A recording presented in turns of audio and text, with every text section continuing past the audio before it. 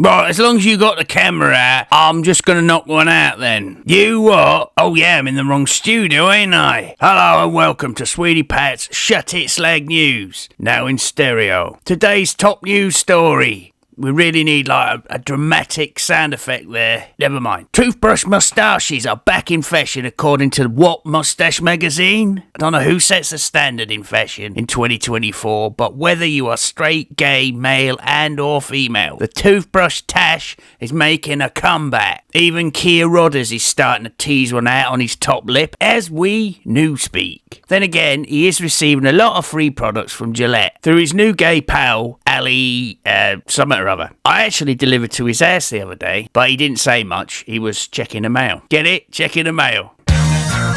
You slag! You slag!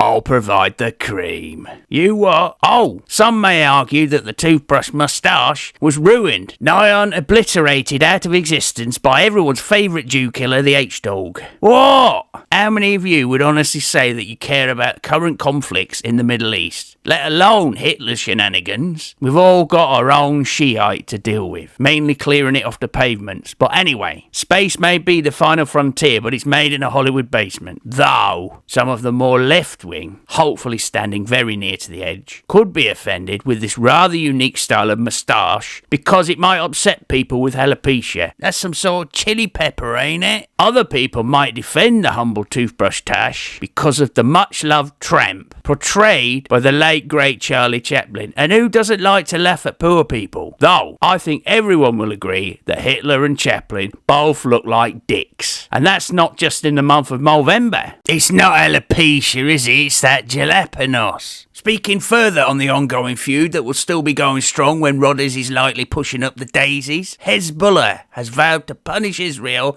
for the attack in Lebanon yesterday, or was it the day before that, in which thousands of the terror group's pages exploded simultaneously, just like that. Meanwhile, back over in Blighty, veteran members of the IRA are fuming that they didn't think of it first. I don't take these atrocities on the chin and ignore them. I lock them away deep down in my subconscious. But what is more apparent in these daily goings-on in parts of the world that none of us give a shit about is the names involved in these conflicts. For example, an easy one for you, the capital of Pakistan is Islamabad, and there is a threat of Shiite Muslims taking over the West. And so now I'm on the lookout for less Shiite Muslims who probably don't gloss over the bit in the big book that says they shall not kill. However, back to the point, give me moment. Hezbollah, which sounds like an amalgamation of Hell's Bollocks and the Hellzebub, vowed to punish Israel, oh, not the face, after the assault killed at least 12 people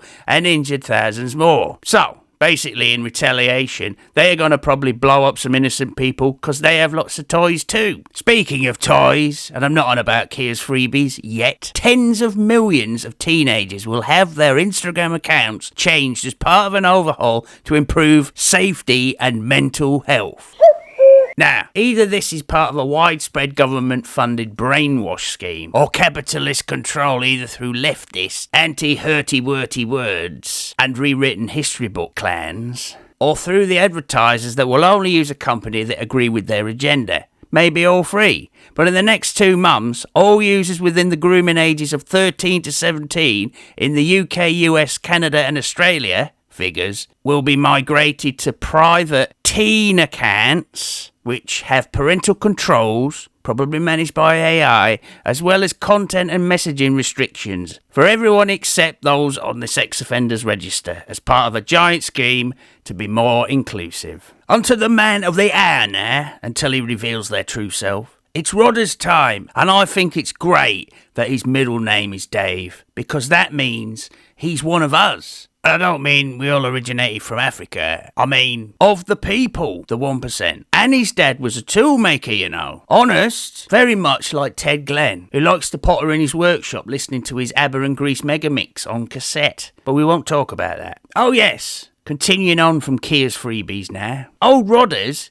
has been alleged to have received over £100,000 in handouts. Nearly as much as your average illegal migrant. I say alleged. It's probably worth a cheeky £500,000. Yes, along with his good lady wife Priscilla. I mean Victoria, the 6-foot-tall, walking, talking, living with Asperger's doll made entirely out of cavity wall insulation has been seen walking the streets wearing designer gear such as Gucci handbags and Boots No. 7 eyeliner. Nothing else. All free perks on the job. Though what his job is exactly, I don't know. Mind you, Sir Jimmy never had to pay for his Rolls Royce or his underpants, though only because he didn't wear any. Well, sharing the wealth between their own kind. Charity stays at home and all that, especially if you are electronically tagged, eh, Hugh? Oh no, you carry on. He's just setting up a new Instagram account. What? He can still slum it with young people of double-digit age. Look, we all have our preferences. Hugh's are probably similar to how I like my single malt whiskey.